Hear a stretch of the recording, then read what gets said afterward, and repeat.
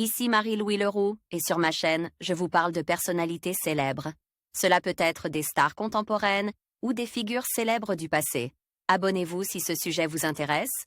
Et maintenant, passons à la célébrité du jour. Bonjour à tous, et bienvenue sur ma chaîne. Aujourd'hui, je vais vous parler d'une figure politique fascinante et controversée, Marion Maréchal Le Pen. Nous allons explorer son parcours, ses idées et son influence au sein du paysage politique français. Je vous donnerai un aperçu de ses positions sur des sujets clés et de son rôle dans le mouvement politique de la droite en France.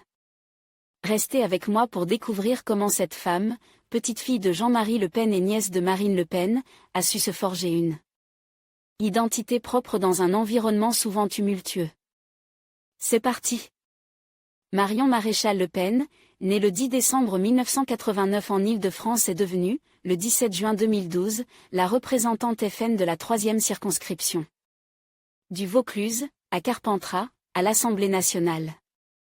Petite fille du fondateur du FN Jean-Marie Le Pen, elle est la fille de Yann Le Pen et de Roger Hawke. Mais son père biologique ne la reconnaît pas à la naissance. En 1993, sa mère épouse Samuel Maréchal, un membre du Front National, qui adopte Marion. Elle a 2 frères cadets, Romain et Tanguy. Depuis l'enfance, elle baigne dans la politique, c'est donc tout naturellement que l'étudiante en master de droit public commence à militer pour le FN à 17 ans. Marion Maréchal Le Pen s'investit en politique en 2008 comme candidate au municipal à Saint-Cloud. Elle se présente ensuite au régional en 2010, comme 2e de liste dans les Yvelines. En juin 2012, elle est élue à l'issue d'une triangulaire tendue avec 42,09% des voix, où se présentait également le député UMP sortant Jean-Michel Ferrand et la candidate socialiste Catherine Arkilovic, qui avait enfreint la consigne PS de désistement. La jeune femme est donc, à 22 ans, la Benjamine de l'Assemblée nationale. Le 9 mai 2017, suite aux élections présidentielles, elle annonce son retrait de la vie politique. Elle devient l'année suivante directrice de l'Institut des sciences sociales, économiques et politiques tout en continuant d'exercer une certaine influence dans le milieu politique, notamment auprès d'Éric Zemmour et de son parti Reconquête. Elle lui apporte son soutien pour la campagne présidentielle de 2022, contre sa tante Marine Le Pen, chef de file du Rassemblement national, et annonce officiellement son ralliement à Éric Zemmour le 6 mars 2022 lors d'un meeting à Toulon. En avril 2022, Marion Maréchal devient vice-présidente exécutive du parti Reconquête.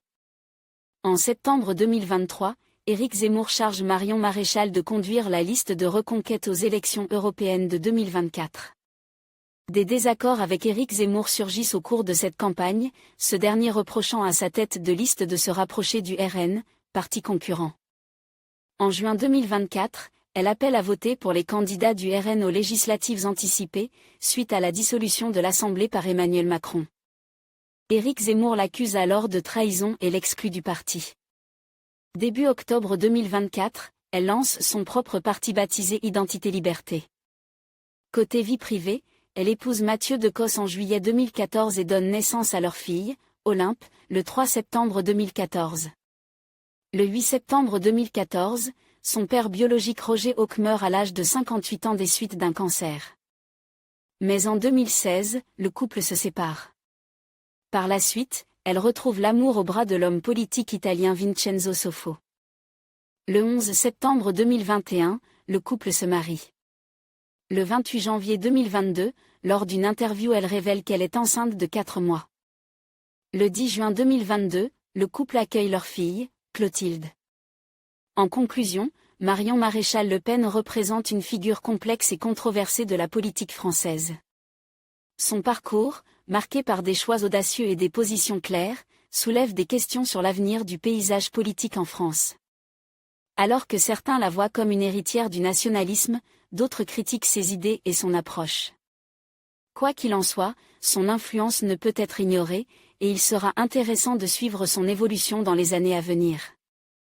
Merci de nous avoir rejoints pour explorer ce sujet fascinant.